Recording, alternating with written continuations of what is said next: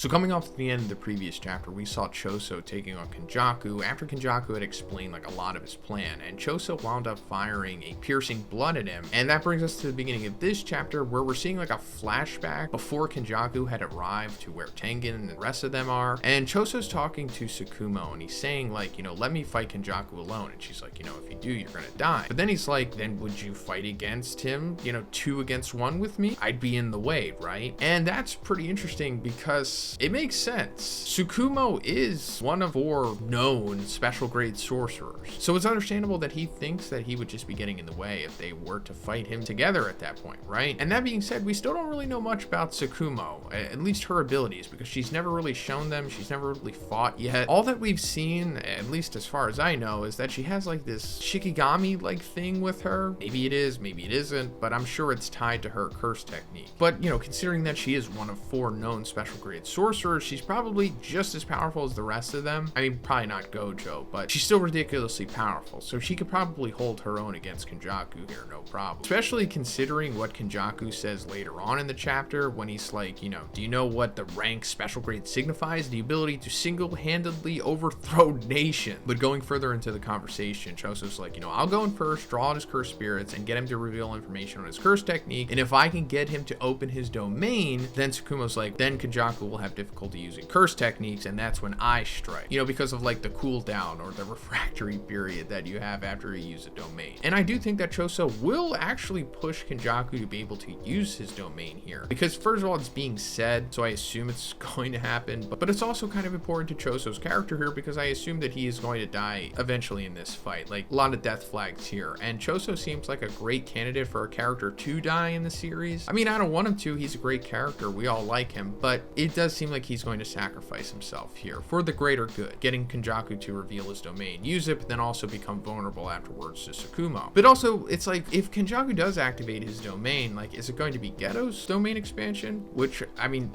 in theory, he could, right? I mean, he can use his curse technique and everything, so naturally he'd be able to use his domain as well. And also, that's pretty exciting because, like, what would the curse spirit manipulation domain expansion be? I mean, I assume it would just have, like, the guaranteed hits of, like, a whole bunch of his curses, or the strongest ones possibly, but also on the other side, it could be like you're just trapped in the domain with like all of his curses unleashed possibly, or something like that. Well, not all of them, but a lot of them, maybe the strongest ones. Then also on the other side of the coin, it's like Kenjaku should technically have an innate domain of himself, right? Because his innate technique is implied to be like, I don't know, he can transfer his brain to another body, but it's like, what would even the domain of that be? But anyway, we go into the fight between Choso and Kenjaku here, and he's like firing off that piercing blood, but Kenjaku's able to avoid it even after Choso like diverts the direction of it. But then Kenjaku fires back with some cursed spirits, and Choso's able to hold them off for a little bit with like supernova. But then he gets into an exchange with Kenjaku, but winds up moving away and leaving a supernova there for him, and it explodes in his face, and you're thinking like, oh, we might have gotten him, but no, at the last second he was able to like summon a cursed spirit to take the blast for him. And this also made me realize that I think this is the first time Kenjaku is actually fighting. Like, this is like his first actual fight in the series. I mean, he's gotten into some scuffles before this, I guess, against like Choso himself. I think back in chapter 134, 135, somewhere around there. But also he,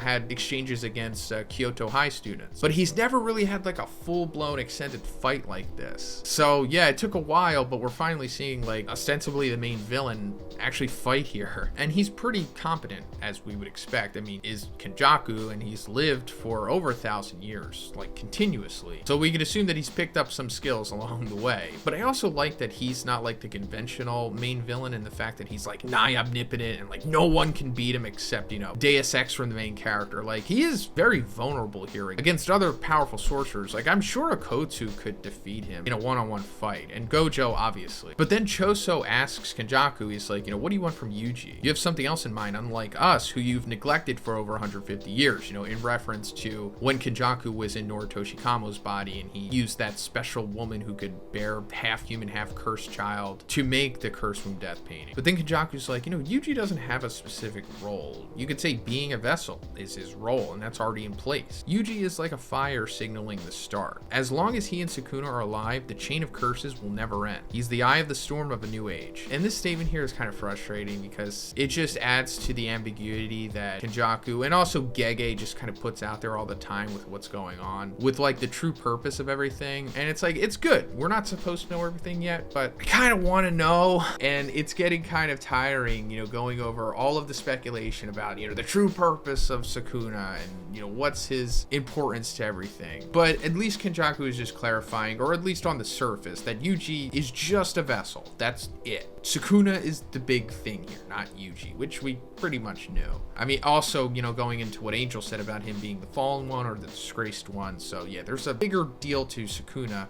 other than him just being like the strongest, which Kenjaku referred to him as back when he was talking to Kashimo in the past. But going a little more into the fight, Kenjaku just continues to beat down Choso, and he tells him the whole line about, you know, what makes a special grade so powerful. But then he winds up hitting Choso with like this centipede curse thing, and it completely wrecks him. Like, he's straight up down for the count at this point, even to the point where Tengen's like, wow, he's about to die. Hey, Sukuma, you might want to, you know, step in. And she's like, no, not yet. And then we get this inner monologue from Choso as he's down, and he's like, you know, I failed as a big brother. I need to protect my little brothers and be dependable to serve as an example. That's what big brother does. And he's like, you know, I couldn't even land one hit on him, but I won't let him say that my brothers aren't interesting. And then he gets up and he's like, younger brothers of the death painting wound, lend me your strength. And then he says fire, and he's like charging up, and that's where the chapter ends. So it's like, what's going to happen at this point? Well, I think he's going to actually do what he's saying here. You know, the death wound paintings, lend me your strength. I think he's going to like get a power up from this for sure, right? Because it's implied that he has the other death paintings. Because back in chapter 144, before the group had headed to Tengen's, Choso told them that like he can help them get there because his blood manipulation curse technique allows him to like sense where the other wombs are, and that they were being kept in this warehouse where Jujutsu High stores like cursed tools and objects and stuff. So he eventually winds up leading them there, and as the rest of the group is going to meet Tengen, he stays behind and goes to that warehouse. He's like, you know, I'll return, wait just a little longer, and we see him like touching the door, but we don't see what happens. So I guess he actually did go in there and get the rest of the death paintings, and he's going to use them here to get like a severe power up. And I don't know what he's going to do exactly. I don't know, like use with them, absorb them, or eat them or something, and then it's going to make him strong enough to push Kenjaku in the next chapter. Like maybe he's even going to activate his domain expansion after this. Like that would be pretty interesting. We haven't seen the blood manipulation domain expansion, and I assume it'll be pretty straightforward, like, you know, just guaranteed hits of blood or whatnot, or there's just like an ocean of blood in it as well. That would be pretty cool. But I assume whatever he's going to do is going to force Kenjaku to use his own domain, maybe to just overpower Choso's domain, or he's just so powerful that Kenjaku is somehow forced to use the domain for some reason, and then that's when Sukuma comes in possibly. But like I said, Choso, whatever he's going to do here is also going to ultimately lead him to sacrificing himself. Like he's probably either going to die from loss of blood, like using all of his blood for one final attack or something and it kills him, or, you know, Kenjaku just kills him. But it won't be in vain because he'll ultimately get what he wants by aiding the rest of them and trying to take down Kenjaku. But yeah, that's pretty much it for this one, guys. Let me know what you think is going to happen in the comments, and if you liked the video, please give it a like and please subscribe if you haven't already. Have a great day, and I'll see you next one.